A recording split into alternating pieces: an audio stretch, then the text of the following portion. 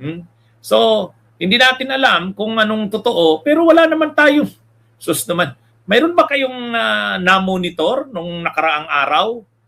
Nung nagkaroon ng pre-trial conference sa Senate? Nagharap yung prosecution sa kayong defense? Wala namang nabalita ang media. Sus, kung ganyan ba na kinain, as in parang napahiya si Congresswoman Beatrix Listro, hindi ba yan ibabalita ng media? Di ba? Oh, di ba mga kabunyog, mga kabayan? Wala naman tayo nabalitaan ng ganun eh. DDS lang ang nagbabalita ng ganun. DDS lang. Parang niluloko yata nila ang sarili nila, pinapaniwala nila sa hindi totoo.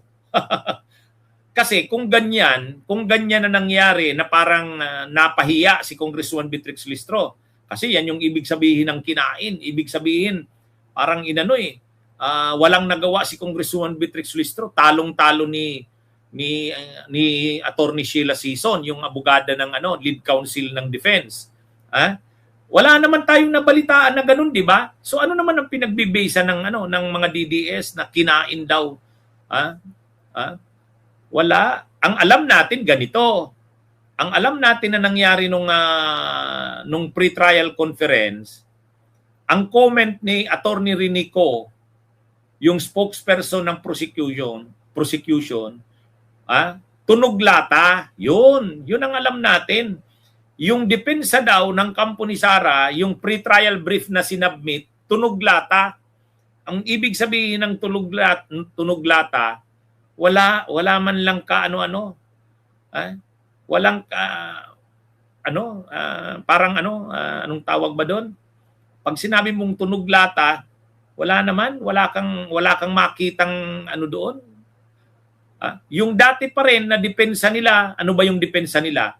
Dinideny nila na hindi totoo yung mga akusasyon kay Sara. Pangalawa, ang kini-question nila yung prosesong pinagdaanan ng impeachment. O siyempre, kini-question na naman nila yung jurisdiction, kini-question na naman nila yung due process daw. Yan yung Pero ano naman yun? Luma na yun. Kaya nga sabi ni Congressman Adjong, yung isa pang tagapagsalita ng prosecution, wala namang bago eh. Nakakalungkot nga daw eh, hindi naman talaga sinasagot ni Sara yung mga akusasyon sa kanya. Dinideny at saka dinadala yung mga issue sa mga procedure, due process. Wala eh. Kaya nga dismayado ang prosecution. Yun ang alam natin na nangyari. At saka, pinipilit ng kampo ni Sara na huwag payagan yung mga ebidensya at yung mga testigo na ang gusto nila, ang payagan lang na i-present sa trial ng mga testigo at ebidensya, yung naka-attach lang doon sa complaint. Yan yung pinipilit nila. Pero hindi naman yun ang pinayagan ng clerk of court eh. Tinanggap pa rin naman yung mga ebidensyang ang magdidesisyon yan, yung impeachment court. So, sa totoo lang, wala tayong alam na nalamangan si Congresswoman Beatrix Listro ni Sheila Sison. Saka pa lang yun? Pre-trial conference pa lang yun. Wala pa yan. Di ba mga kabunyog, mga kabayan?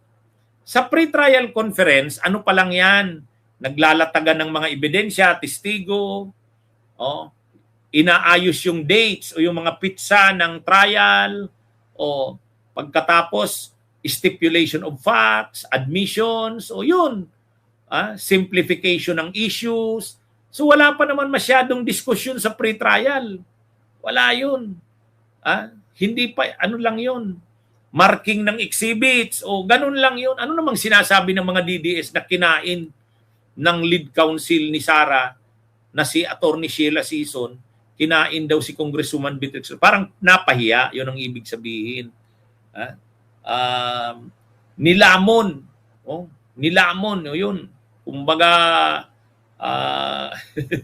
walang nagawa si Congresswoman Beatrix. Parang ganun ang ibig sabihin nila. Pero yun na nga, wala naman tayong balita na ganun. Saka sa pre-trial, wala pa naman yan. Pre-trial pa lang yan. Hindi pa naman yan makikita kung sinong magaling o mahina. Ano lang yan?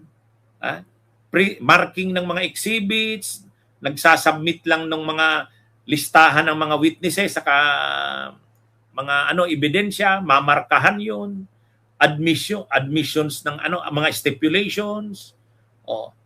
Ano yun? Wala naman. Kaya itong mga DDS, pinapalaki na masyado yung nila na talo daw si Congresswoman Beatrix Listro, na tinalo daw noong pre-trial. Paano naman nila nasabing tinalo? Wala naman wala pa namang bakbakan doon.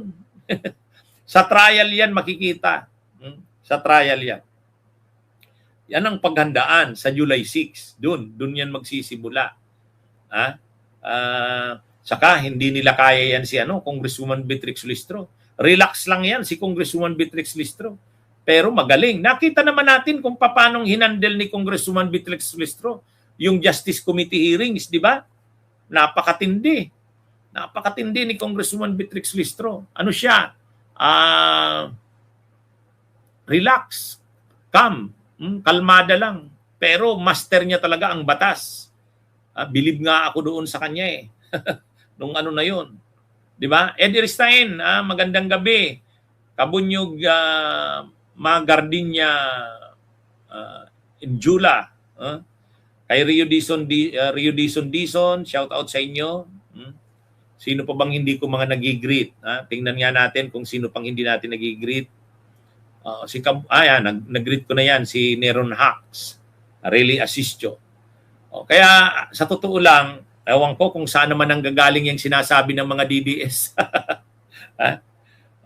Ang alam natin, sabi ni dating Senador Sonny Trillanes, desperado na ang kampo ni Sara ngayon. Kasi nung una, kumpiyansa na sana sila kasi kanila yung presiding officer, si Cayetano. Tapos yung liderato ng Senado, kanila ay ngayon wala. Napalitan na yung liderato ng Senado. So, parang may mga hakbang nga daw na ginagawa na parang ayaw nilang matuloy ang trial sa July 6. Kaya may mga hakbang daw na ginagawa. Kasi alam nilang mahihirapan talaga si Sara sa trial.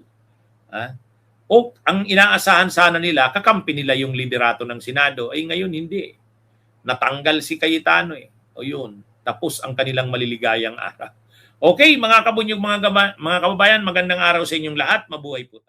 Bunyog, bunyog, halikan na kasama ka. Bunyog, kapag buklod ay may pag-asa. Luzon, Visayas, Mindanao, isa ang pananaw. Sa bagong Pilipinas ang bunyog isisigaw. Bunyog.